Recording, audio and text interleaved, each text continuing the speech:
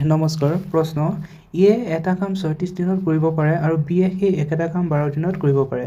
যদি দুয়োটাই মিলি সেই কামটো কৰে তেতিয়া কিমান দিনত সেই কামটো সম্পূৰ্ণ হ'ব? অপশ্যন এ হ'বনে, বি হ'বনে, চি হ'বনে, ডি হ'ব?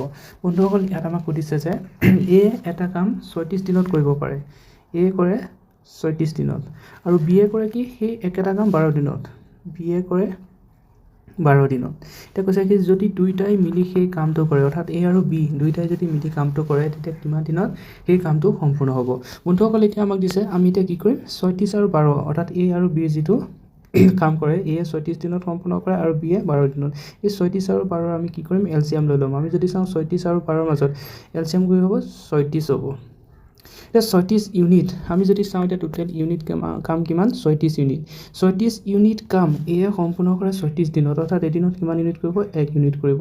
আমি যদি চাওঁ ৩৬ ইউনিট কাম বিয়ে ১২ দিনত কমপ্লিট কৰে, তেতিয়া এদিনত কিমান ইউনিট কৰিব, ৩৬ক আমি ১২ ভাগ কৰি দিম, ৩ × ৩৬।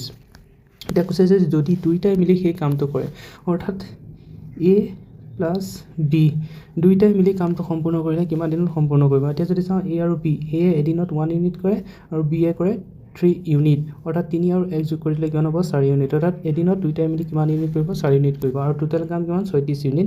গতিকে আমি ৩৬ক আমি কি কৰিম, ৩৬ক আমি 4ৰে ভাগ কৰি দিম, অৰ্থাৎ 4 × 9 কিমান হ'ব, ৩৬। অৰ্থাৎ সেই কামটো কিমান দিনত সম্পূৰ্ণ হ'ব, যেতিয়া আৰু এ আৰু বি দুয়োটাই মিলি কৰিব, 9 দিনত। অৰ্থাৎ অপশ্যন চি কি হৈ যাব, ইয়াৰ শুদ্ধ উত্তৰ হৈ যাব।